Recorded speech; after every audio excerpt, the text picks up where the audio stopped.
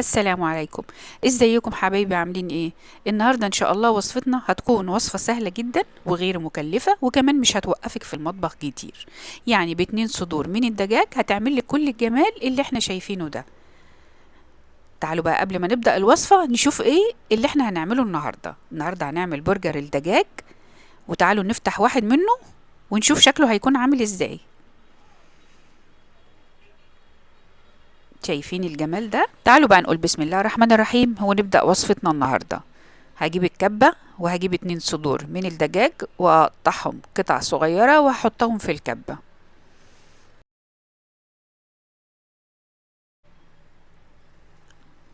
وهغطي الكبة وهبدأ افرمهم، وهفرمهم ناعم جدا بدون اي مكونات. وهجيب بولة وهفضي فيها الفراخ اللي فرمتها، وهعجنها شوية كده بإيدي علشان تتماسك. وبعد كده هحط معلقة كبيرة من الدقيق ومعلقة كبيرة من البقسماط.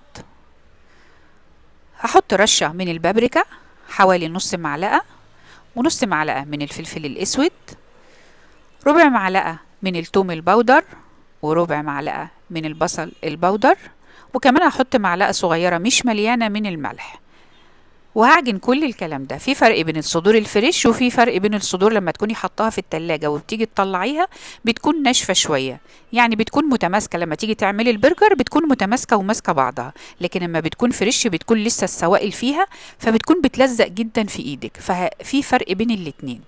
فده الفرق اللي هتلاقيه لو مثلا متماسكة شوية مرة، او بتلاقيها جوسي في ايدك.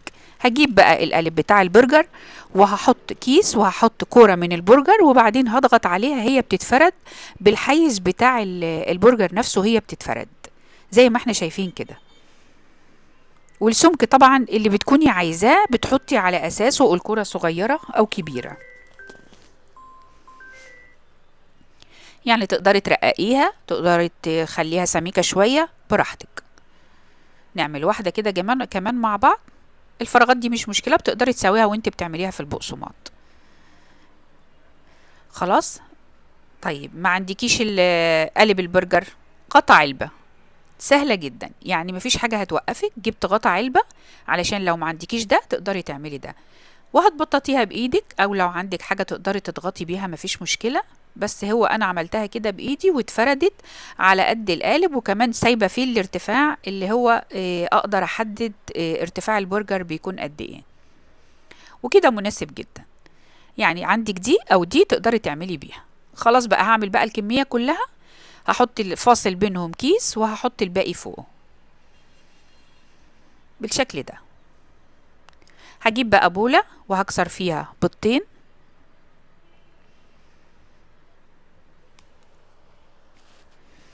هحط رشة من الملح ورشة من الفلفل الأسود وكمان بابريكا، من كل حاجة رشة كده علشان تديني طعم. وهقلبها كويس جدا. هجيب بقى حوالي كوبايتين من الدقيق، ودي بقسماط بيتي، يعني انا عاملاها في البيت. العيش الفينو اللي بيتبقى عندي هيكون هينشف، او خلاص ما عادش ينفع يتعمل سندوتشات. بشيل القشرة اللي فوق، وبعدين بضربه بحمصه في الفرن، وبعد كده بضربه في الكبة. حطيت بقى معاه كيس فيجيتار الحار، عشان الحار بيكون التتبيلة واضحة فيه. ولو حابة تزودي فيه اي حاجة توابل زيادة براحتك. بعد كده هحطها بقى في الدقيق، البرجرايه هحطها في الدقيق، وبعد كده هنزلها في البيض زي ما احنا شايفين كده. وبعدين انا عملتها بدي، انا حبيت اوريها لكم. بلاش دي عشان دي بتقطعها، يا ريت تعمليها بحاجه مفروده ازيد من كده، او تعمليها بايدك يكون افضل. وبعد كده هطلعها احطها في البقسماط. انا عامله البقسماط هنا خشن شويه، بتقدري تتحكمي فيه ما دام انت عاملاه في البيت. يعني هتحطي في الدقيق وبعدين في البيض وبعد كده في البقسماط.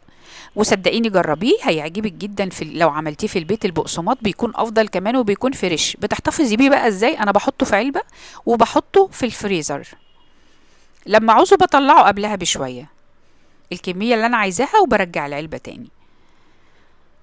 هعمل بقى الكميه كلها ونشوفها مع بعض. بتقدري بقى تساوي لو في حاجة يعني مش مظبوطة او كده، بتقدري تساويها وانت بتعمليها في البقسماط.